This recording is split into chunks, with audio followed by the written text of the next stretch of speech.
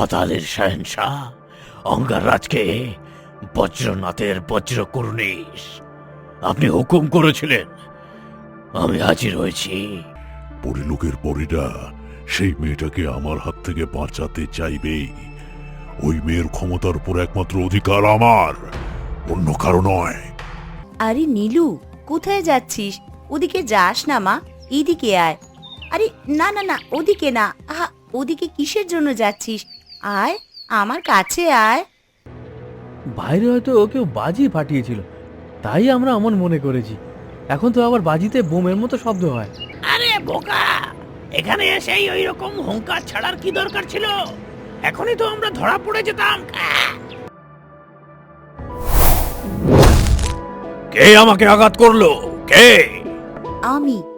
ও নিহারিকা, তুমি?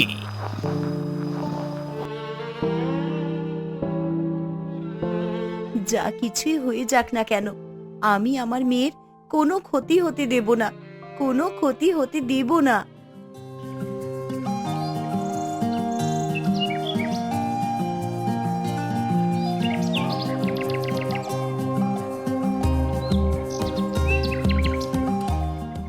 বাহ, বাইরে কি সুন্দর করে পাখিরা ডাকছে। মা, আমি বাইরে খেলতে যাচ্ছি।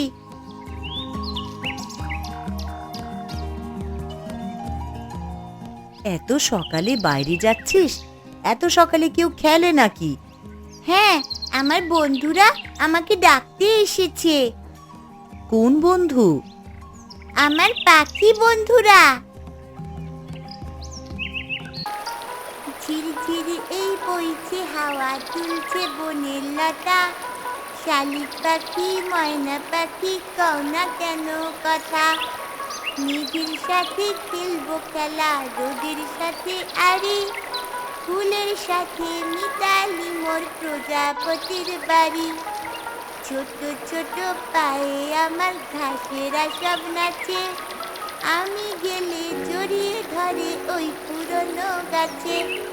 মাটির পৃথিবীতে আমি পরম সুখে আছি, আমি নীলু সবার বন্ধু, সবার কাছাকাছি। লা লা লা লা লা লা, লা লা লা লা লা লা, লা লা লা লা লা লা লা লা লা লা। তোরা জানিস আজকে আমার জন্মদিন। আজ আমি ভীষণ খুশি, কিন্তু একটা কারণে আমার মন খারাপ। এর আগে আমার প্রত্যেক জন্মদিনে একটা সুন্দর স্বর্ণালী রঙের প্রজাপতি আমার সঙ্গে দেখা করতে আসতো, কিন্তু আজ সে এখনো আসেনি। তাই আমার খুব অভিমান হয়েছে। আচ্ছা, সে কি আসবে না?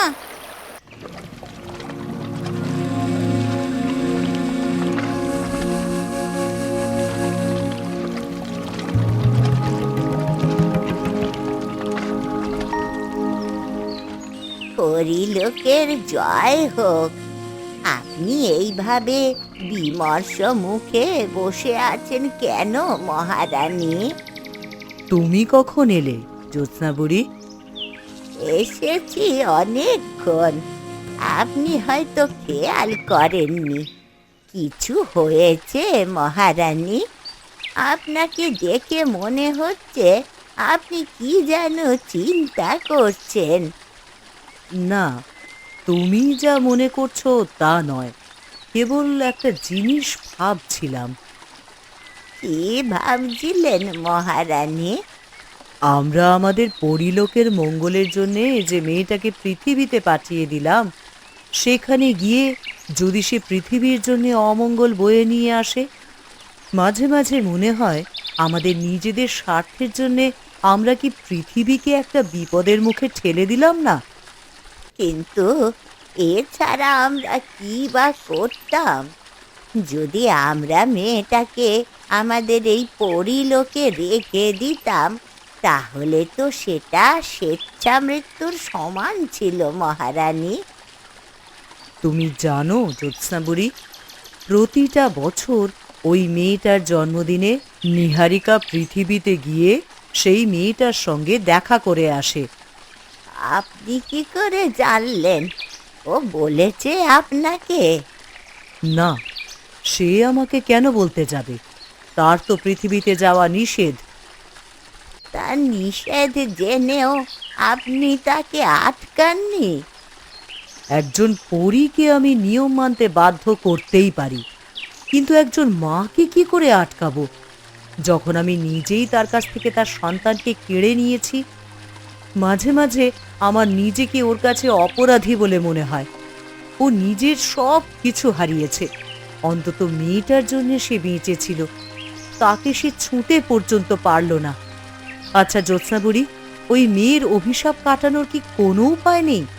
আমরা কি পারি না মায়ের সঙ্গে মেয়েকে আবার মিলিয়ে দিতে? গত 8 বছর ধরে পৃথিবীর যে পরিবার এই মেয়েটিকে লালন পালন করেছে, তাদের কাছ থেকে যদি মেয়েটাকে আবার নিয়ে আসা হয়, তাহলে সেটা তাদের প্রতি অন্যায় হবে না?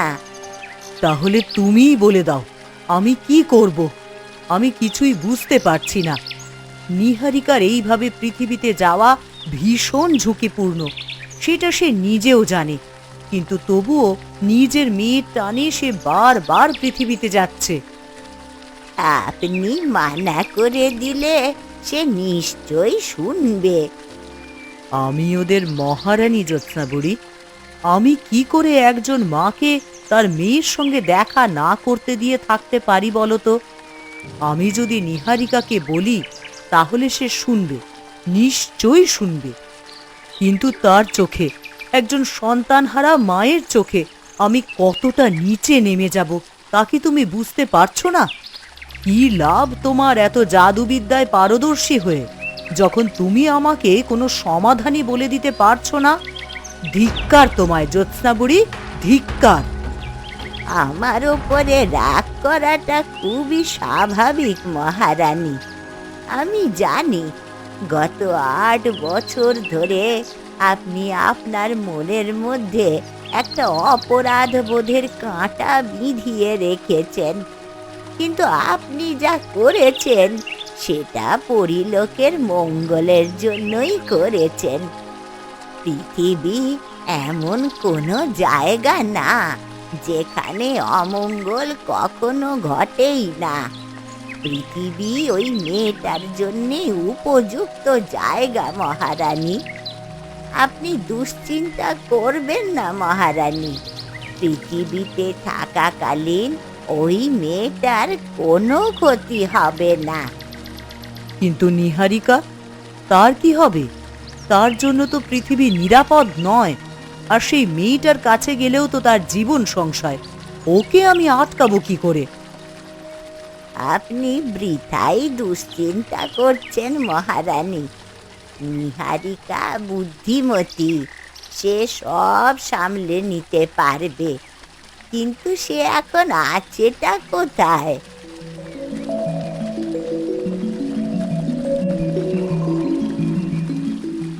আরে ব্যাপার কি? সেই তখন থেকেই সবগুলো একসঙ্গে ঘুরিয়েই যাচ্ছি, কিন্তু একসঙ্গে মিশছে না কেন? সবকিছু ঠিকঠাক ভাবে জোগাড় করা হয়েছিল তো? সবই তো এনেছিলাম বলে মনে হচ্ছে। ওই দেখো 8টা পাতাই আছে। আচ্ছা, সেই মেরুন গাছের পাতা নিয়ে এসেছিলে? মেরুন গাছের পাতা? মেরুন গাছের পাতা আনতে হতো নাকি? আমি তো বেরুন গাছের পাতা এনেছি। হায় রে হায়, তাই তো বলি সবকিছু একসঙ্গে মিশছে না কেন। আমি বলেছিলাম মেরুন গাছের পাতা আনতে, আর তুমি বেরুন গাছের পাতা এনেছো। আসলে দুটোর নাম একই তো, তাই গুলিয়ে গেছে। কোনো চিন্তা নেই, আমি এখনই এনে ফেলছি।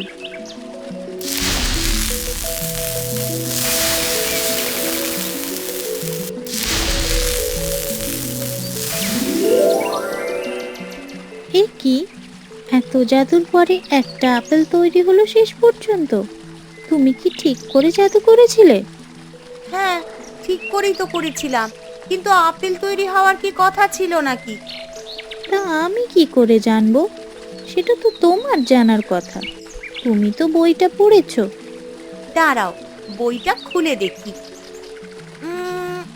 এখানে তো বলছে একটা চমৎকার উপহার তৈরি হবে, আপেলের কথা তো কিছু বলেনি। তাহলে আপেলটাই হচ্ছে চমৎকার উপহার। কিন্তু আমি তো যতদূর জানি, আপেল তো পরিলোকেও জন্মায়, আবার পৃথিবীতেও জন্মায়। এতে আবার বিশেষ করে জাদু করার কি আছে? বোধহয় এটা কোনো জাদুকরি আপেল। সে জাদু তো আমাদের আপেলেও আছে। অরোরা পাহাড়ের খাদে যে আপেল জন্মায়, সেগুলো খেলে পরীদের ডানাগুলো নতুন করে ঝকমক করতে শুরু করে, যেন মনে হয় এই কেবল গজিয়েছে। সেটাও তো একটা কথা। তাহলে সকাল থেকে এত পরিশ্রম বৃথা গেল। শেষে কিনা একটা আপেল নিয়ে যাব আমার মেয়ের জন্য, তার আবার জন্মদিনে। মালবিকা, কারোর জন্মদিনে কি উপহার দেওয়া যায় বলো তো? আমি তো কখনো পৃথিবীতে থাকিনি, তাই জানি না পৃথিবীর লোকেরা কি উপহার দেয়। তবে ফুল দেওয়া যেতে পারে। ফুল তো পৃথিবীতেও জন্মায়। আমি পৃথিবীর ফুলের কথা বলছি না। তুমি পরিলোকের ফুল উপহার দাও তোমার মেয়েকে। রাতের অন্ধকারে যে ফুল জোনাকির মতো জ্বলে ওঠে, সেই ফুল আশা করি পৃথিবীতে ফোটে না। এটা তুমি ঠিক বলেছ। তাহলে এই আপেল আর সেই ফুল নিয়ে যাব আমার মেয়ের জন্য। কিন্তু ফুল নিতে গেলে যদি কেউ জিজ্ঞেস করে কিসের জন্য ফুল নিচ্ছি, তখন? আমি না হয় এক কাজ করছি, ফুল বাগানের রক্ষীকে খানিকক্ষণের জন্য সরিয়ে দিচ্ছি। তুমি ততক্ষণে ফুল তুলে আবার চলে এসো। সাবাস মালবিকা, তাহলে চলো এখনই ফুল বাগানে যাই।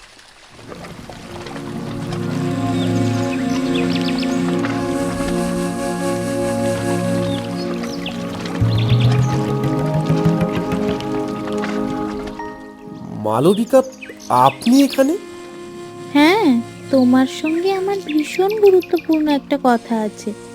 আমি গোপন সূত্রে খবর পেয়েছি আমাদের বাগানে কেউ ফুল চুরি করতে আসছে, আর তুমি নাকি ঘুমিয়ে ঘুমিয়ে তাকে ভেতরে ঢোকার সুযোগ করে দিচ্ছ।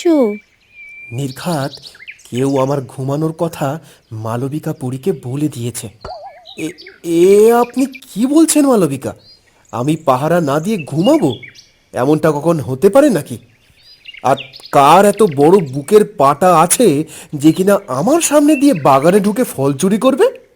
এই বাগান হচ্ছে খোদ মহারানী শ্বেতপদ্মের খাস বাগান। কারোর সাহস নেই এখানে ঢুকে চুরি করবার। তা আমি কি জানি? আমি যা খবর পেলাম তাই তো তোমাকে বলতে এলাম। ভালো কথা। তুমি কি উপরের আকাশের মেঘটা দেখেছো? কত অদ্ভুত লাগছে, তাই না? মেঘ? কিন্তু আমি তো কোথাও কোনো মেঘ দেখছি না। আর এখন তো বর্ষার সময়ও নয় যে বৃষ্টি হবে। তাই তো, মেঘ যখন নেই তাহলে আমি কি দেখলাম? তাহলে হয়তো আমার চোখের ভুল। আচ্ছা, তুমি আমাকে বলো, তুমি কি সন্দেহজনক কোনো গতিবিধি লক্ষ্য করেছো? সন্দেহজনক গতিবিধি? কেন? বারে, তোমাকে বললাম না, কেউ তোমার বাগানে ঢুকে ফুল চুরি করতে চাইছে। তা তোমার কি কাউকে দেখে এরকম মনে হয়েছে যে সে ফুল চুরি করবে? ইস, যদি আগে থেকেই খেয়াল করতাম তাহলে হয়তো কাউকে সন্দেহভাজন বলে মনে করতে পারতাম। এখন কার নাম বলবো? ইয়ে মানে, আমি তো ওইভাবে আর কাউকে সন্দেহ করিনি। তবে আপনি যখন বলছেন তখন মনে হয় কাউকে কাউকে দেখেছিলাম। তাই নাকি? কাকে দেখেছিলে বলো তো? কাকে দেখেছিলাম? কাকে দেখেছিলাম? এই তো মুশকিল। না না, আমি বলছিলাম যে প্রতিদিন তো সবার সঙ্গেই দেখা হয়, সবাই কি আর বাগানে চুরি করতে ঢুকবে? যাই হোক, তুমি মন দিয়ে তোমার কাজ করো, আর মনে রেখো কাজের সময় কখনো ফাঁকি দেবে না, ঠিক আছে? জি জি, অবশ্যই মালবিকা। বেশ, আমি তাহলে চলি। মালবিকা পুরী ভুলে গেল বটে যে বাগানে কেউ ফুল চুরি করতে আসবে, কিন্তু বাগানে ফুল চুরি করবে কে?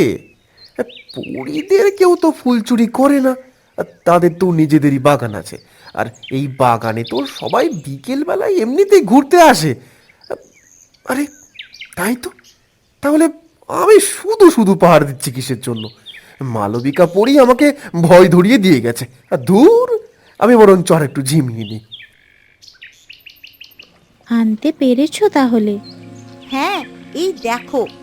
এই ফুল দেখে তোমার মেয়ে ভীষণ খুশি হবে। কি হলো তোমার? না, কিছু না। যদি আমি নীলুকে নিজের হাতেই ফুলগুলো দিতে পারতাম তাহলে কতই না ভালো হতো। তাতে কি হয়েছে? তাতে তো তোমার ভালোবাসার কমতি নেই। উপহার তো নিমিত্ত মাত্র।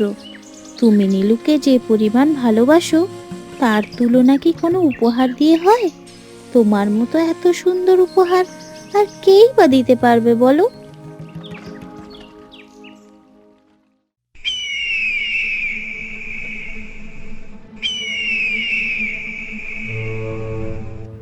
কর্কশ, আজকে নীলুর জন্মদিন, তাই না?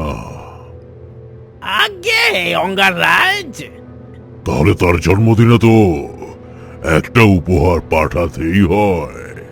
তা তো বটেই, তা তো বটেই। বজ্রনাথ, আমার এই উপহারটা তোমার কাছে কেমন লাগছে? নীলুর পছন্দ হবে তো? অঙ্গারাজ, আপনার সাথে ছলনায় কিংবা ক্ষমতায় কেউই পারবে না, কিন্তু আমার একটা প্রশ্ন ছিল, এই ধোঁয়ার মানব দিয়ে আপনি কি করবেন?